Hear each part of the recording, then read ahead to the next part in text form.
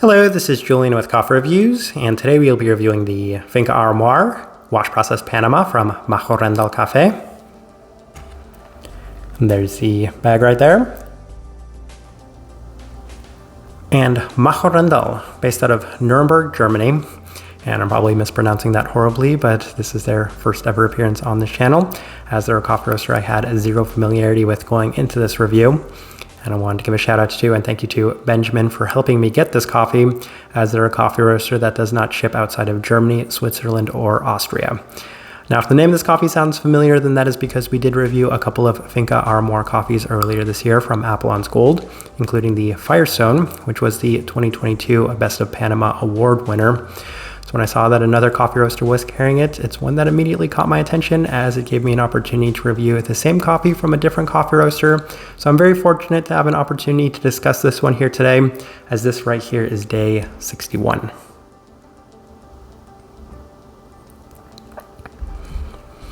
And recipe we went with for this coffee was a much more concentrated recipe at a 15:1 water to coffee ratio, brewed at 99 degrees Celsius, about 210 degrees Fahrenheit. And I like this one best through the V60, which indicates a more medium fine grind. Now, roast profile for this one, this coffee came out very light, so I didn't know at all what to expect with this coffee roaster, but I would say that it's been on par with a lot of some Nordic coffee roasters in terms of the overall light profile to this one. Honestly, it did rival the Appleton's Gold in terms of the lightness that was present within this coffee, as these beans were roasted very light. So this is a very light profile in terms of this coffee. Hopefully that gives you a good idea, but with that out of the way, let's go ahead and start discussing this coffee. Day 40, first impression, and that is the first takeaway I had from this coffee, was that it was on the lighter side of things with an early focus on the florality, herbality, as well as plenty of tea-like aspects. So it was layered, and it did open up a fair bit on the cool down with a boba-like sweetness yet again, and a bright citrus lime on the back end. So it was a good start. A lot of those were characteristics shared by the other Firestone that we'd reviewed from Appleton's Gold, especially that boba tea-like sweetness that was present within that one.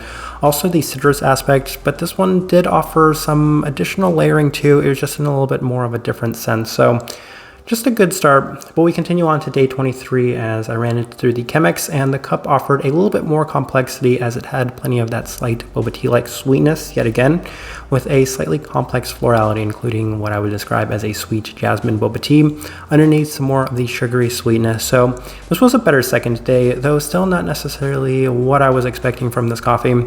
But we continue on to day 45 as I ran it through the April dripper, and there were a lot of similarities from the first impression, although there was much more of a floral forward cup with, yet again, more of that brown sugar boba-like sweetness yet again, offering some of the slighter citric aspects in the finish. So this was a pretty good day. I would say that up to this point, all of these cups have been pretty good, but given what this coffee is, my expectations were sky high.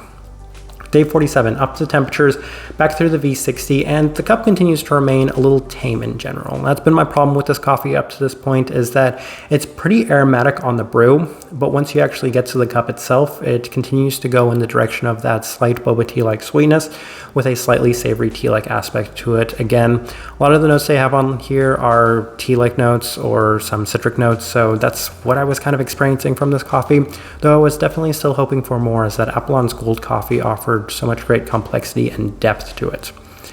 Day 50, same adjustments to the Chemex, and it's actually a bit more citric forward with a fair bit of the listed bergamot in a very pronounced manner.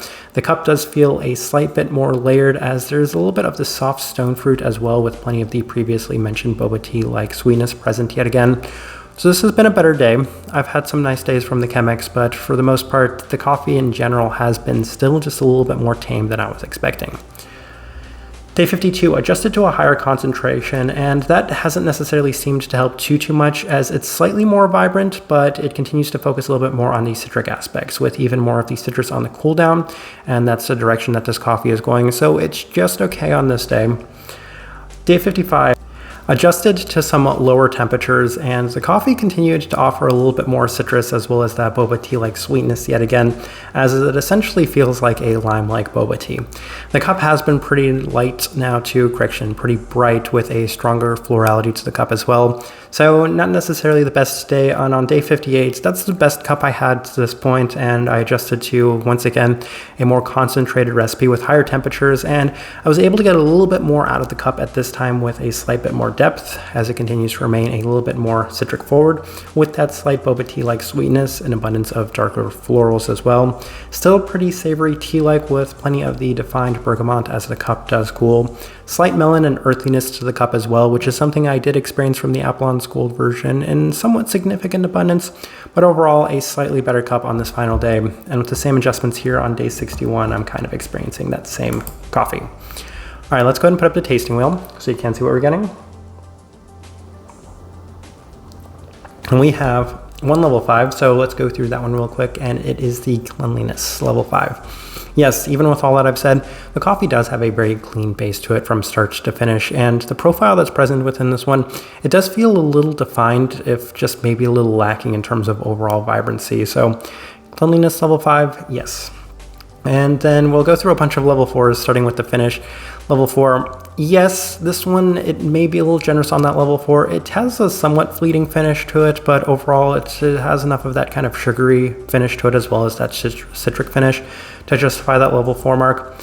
Sweetness level 4, again, that's probably slightly generous, but I think that the sugary sweetness that's present within this one definitely carries it enough to justify that level 4, even if it is on the slightly lower side of level 4.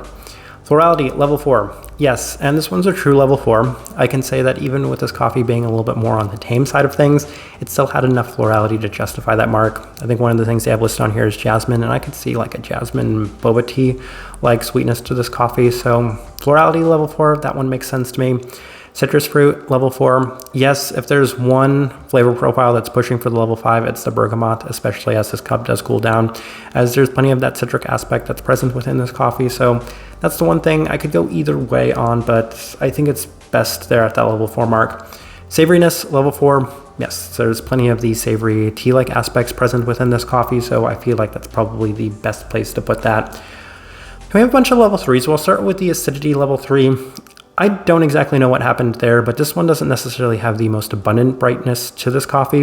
It, again, was a little reminiscent of the Apollon's Gold coffees in the sense that even with them being really light, they don't necessarily offer too much acidity or brightness in certain aspects. So this one right here, level 3. Berry fruit, level 3. Yes, it has a melon-like quality to it. I wish I could have pulled out a little bit more from that, as I think I got a little bit more on the Apollon's Gold version. And then the stone fruit level 3, I did get a very slight PG quality from time to time. I feel like it might be slightly generous on that level 3, but it was worth noting enough, so that's why I wanted to put it there at that level 3 mark.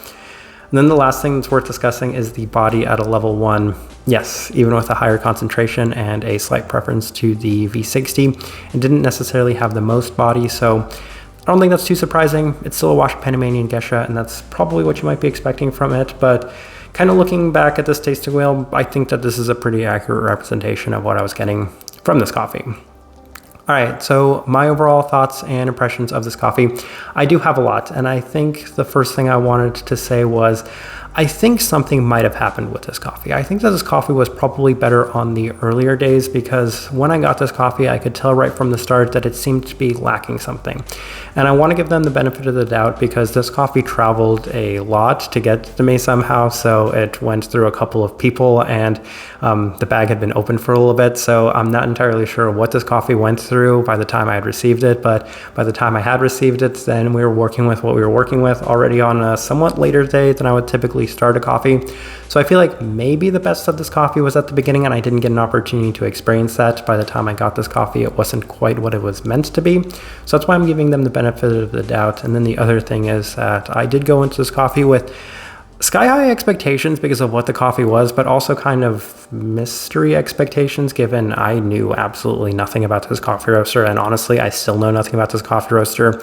They seem to operate primarily in German too, so there's only so much I've been able to find out. There aren't a whole lot of things written about them either, so they're a very mysterious coffee roaster to me in general. So with all of that being said, I think it's good, but it definitely didn't reach the highs that I might have expected of this coffee given what it is.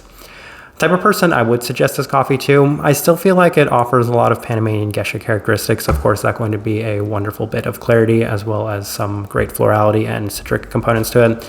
Those seem to be the big themes with a lot of Panamanian geishas, and given that this is in a lighter profiled cup from start to finish while also offering some tea aspects, that's the best direction I can point somebody towards for this one.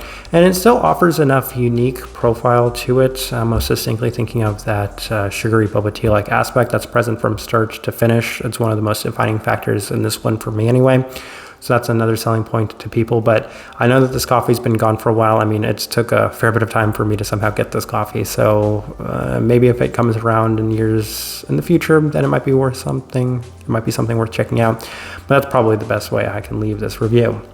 If you by chance had an opportunity to try this coffee or anything from this coffee roaster, I'd honestly love to know your thoughts and impressions of it or them as well. Maybe you have some feedback on them because, once again, I know very little about them. If you guys are enjoying the content, give this video a like, subscribe if you're not already subscribed. This right here has been a review of the Finca Auromar wash process Panama from Machhörndl Kaffee. Thank you for watching.